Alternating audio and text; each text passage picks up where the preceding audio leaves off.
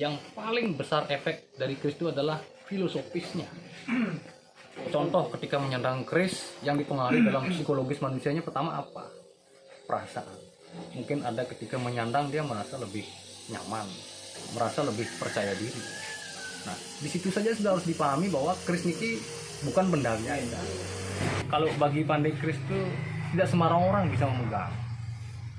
Memang semua orang tahu, oh ini keris. Tapi orang yang baik dan bagus untuk memegang keris adalah orang yang memahami keris itu. Bahwa keris ini bukan suatu benda yang hanya diselet begitu saja, tidak. Kenapa keris itu bisa disandang diselet? Kenapa keris digilingi kan? Karena ada pesan moral dan spiritual di sana. Jadi kalau Banten itu menyesuaikan.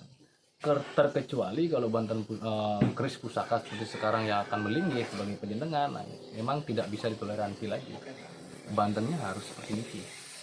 Om Swastiastu, salam power, salam budaya. Kali ini Pandai Power Bali kembali mengulas sedikit tentang budaya, khususnya budaya keris yang ada di Bali. Berikut ini adalah wawancara dengan Empu Muda Jeromangku Pandai Putu Dirgayusa saking Prapen Paluarta yang ada di Desa Angan 3. Bagaimanakah wawancaranya? Mari kita simak saja bersama-sama. Ya, inilah dia Prapen Paluarta yang berada di Desa Angan 3, tempat Empu Muda Jeromangku Pandai Putu Dirgayusa membuat keris, ya, keris pejenengan dan juga keris seselet serta senjata-senjata Nawesange. Tampak prapennya sangat asri sekali dan tertata dengan rapi, ya.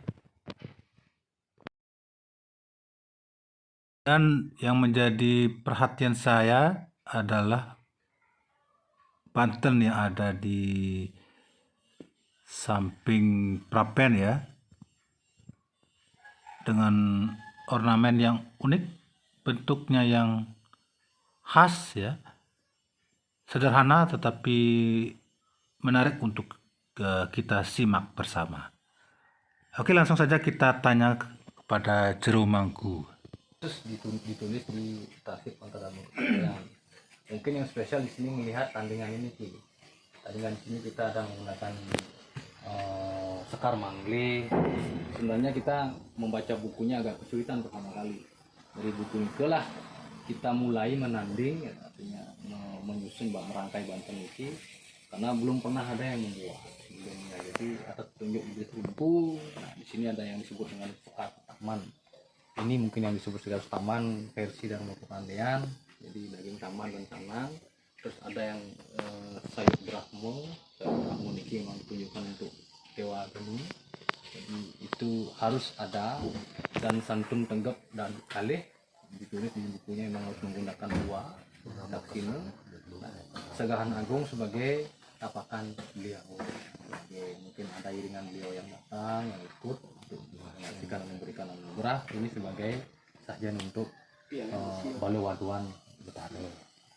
Ini Banten khusus untuk memuja Dewa Geni, dan untuk ide Betara Brahmo Jati sedang kita ngaturang pejati di sana. Nanti kalau ketika kerisnya sudah selesai mau nyepuh, ada tambahan lagi yang disebut dengan sayur keris. Nanti lagi tambahan Bantennya lagi beberapa. Nah, kami mencoba untuk melestarikan saja karena ini kan tertulis di Tasik Lontar dan Pertanian yang kita miliki di Sempon Pandai. Namun sampai saat ini belum pernah yang lihat ada yang menampilkan bagaimana bentuk wujud dari Banten yang ada di dalam Dharma Kepada itu sendiri. Nah, kami mencoba untuk membuatnya sekarang, mudah-mudahan direstui. Dan ini sudah kami lakukan sebenarnya sih sudah 3 tahun. Kalau di sini membuat keris pusaka yang baru, Banten itu wajib ada. Ketika nyepuh keris pun Banten ini ditambah ada Banten sayur keris namanya itu wajib ada. Nanti santunnya juga ada 2, santun mungkin itu diuntukkan untuk mengembalikan sebenarnya ketika nyepuh keris. Jadi santun satunya itu untuk pandai kerisnya, santun satunya itu untuk banyaknya yang menolong menempa. Tujuannya apa? Untuk mengembalikan energi mereka sekian hari sudah bekerja menempa keris agar energi dalam tubuhnya kembali normal kembali. Itu tujuan santun yang 2 itu. Sesuatu pada beliau gitu. Sarananya adalah ilmu wangi dan berapa. Jika ada tujuan khusus dalam pembuatan stiker, ditambahkan Banten itu sebagai media untuk memohon kepada. Nanti mungkin Banten yang di sini kan yang nggak kelihatan kan Banten untuk menghiaskan.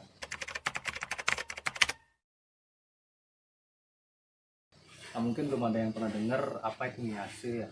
Jadi sesuai petunjuk di buku dan Pandian itu, sebelum membuat keris, jadi bahan-bahan itu kita wangsul dulu. Kalau istilah di dalam Pandian meripit, kita bentuk dulu bahan-bahan. Setelah itu kita rajang, dan bahan nikel dihaturkan di sangga kemulan. Pokoknya mau dimelingi di kemulan, diaturkan di sangga kemulan. Mau melingi di penataran, diaturkan dengan jam penataran. Itu selama 3 malam. Itu dadilnya pemilik keris niki yang akan membuat keris niki harus selama 3 malam itu di sana ngiase mekemit di sana dengan celana Banten khusus memang disediakan di dalam kepandaian, nanti akan diberikan Banten ke sesuai petunjuk, tinggal mengemit aja. Dan empunya biasanya datang ke sana. Kalau sekarang kan nggak ada empu ya, mungkin belum ada empu di Bali niki, seperti saya kan baru pandai keris gitu. Nah, pandai kerisnya datang ke sana karena ada mantra-mantra khusus sesuai petunjuk dalam kepandaian yang harus diucapkan dalam 3 malam itu. Selanjutnya baru mulai dalam proses sekarang itu.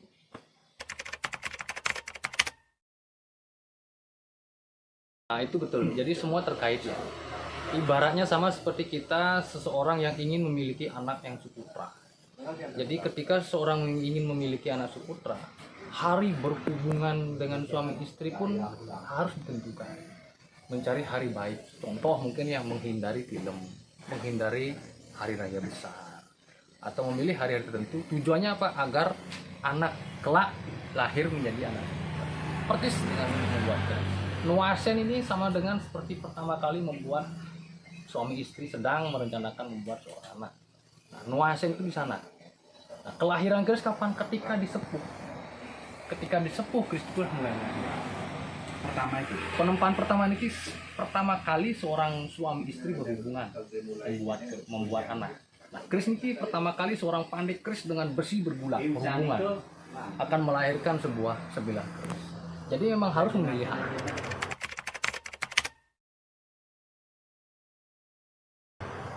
Menurut Dharma Kepandaian itu ada petunjuk-petunjuknya.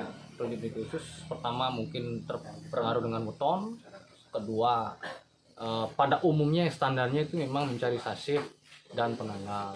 Kalau dalam kepandaian ya, dalam kepandaian yang saya katakan. Terus Pancawara ketemu Sabtawara itu wajar dan ada petunjuk khususnya.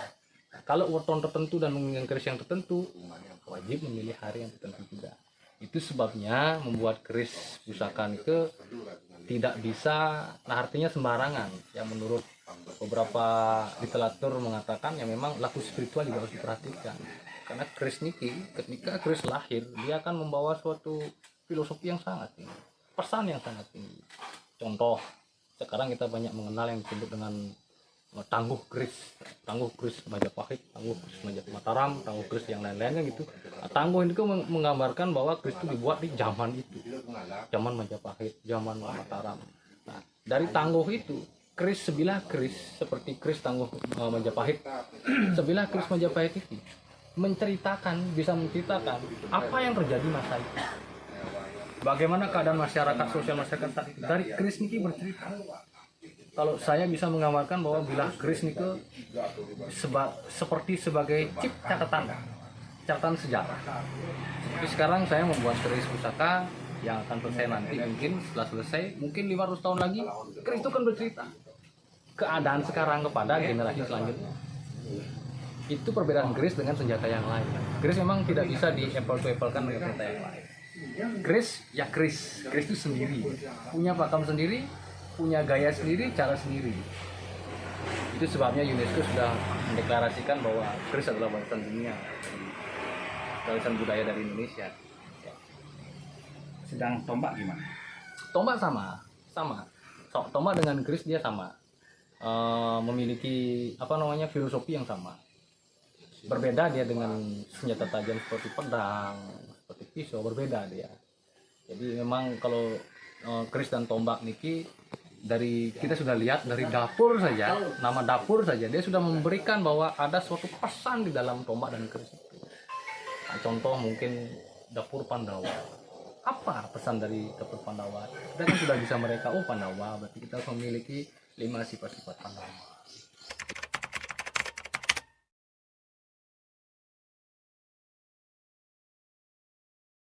Sebenarnya dalam Trasip Dharma Kepannya juga sudah dijelaskan. Ketika membuat sebilah keris dan tombak, perlakuannya sebenarnya semuanya sama. Intinya adalah pemahaman dari si pemesan dan pemilik. Namun dalam situasi zaman sekarang itu disesuaikan dengan kemampuan si pemilik, pemesan, kemauan si pemesan, dan tergantung dari pandai kerisnya apakah mau juga membuatkan atau tidak. Jadi karena keris niki kalau bagi pandai keris itu tidak sembarang orang bisa memegang. Memang semua orang tahu, oh ini keris. Tapi orang yang baik dan bagus untuk memegang keris adalah orang yang memahami keris itu. Bahwa keris niki bukan suatu benda yang hanya diselet begitu saja, tidak. Kenapa keris itu bisa disandang diselet? Kenapa keris digilingi kan? Karena ada pesan moral dan spiritual di sana. Jadi kalau Banten itu menyesuaikan. Terkecuali kalau Banten keris pusaka seperti sekarang yang akan melinggih sebagai penjenengan, nah, memang tidak bisa ditoleransi lagi. Bantennya harus seperti ini. Nah, kalau untuk seselat ada yang mau lebih rendah lagi bantennya, mungkin bukan rendah, mohon maaf, mungkin lebih kecil tingkatan bantennya bisa, tidak apa-apa. Tergantung apakah pandainya mau membuatkan atau tidak. Karena membuat keris niki bukan bagaimana ya. Bukan membuat suatu hal yang sekedar gitu, walaupun dia diselet tapi bukan sekedar sebenarnya. Kalau dipahami, lama-lama ketika dibaca tentang keris niki, masyarakat pasti akan lebih paham bahwa keris niki bukan suatu benda yang sekedar untuk gaya, agar nampak keren, gaya, tidak. Dia betul-betul memberikan efek. Yang paling besar efek dari keris itu adalah filosofisnya. Contoh ketika menyandang keris yang dipengaruhi dalam psikologis manusianya, pertama apa? Perasaan. Mungkin ada ketika menyandang dia merasa lebih nyaman, merasa lebih percaya diri. Nah, di situ saja sudah harus dipahami bahwa keris niki bukan benda biasa. Kalau bukan benda biasa, artinya dalam membuat pun perlu kita perhatikan. Nah, kemarin memang kebetulan sekali dari Kementerian Pendidikan dan Kebudayaan juga pernah mengundang kita di Bali.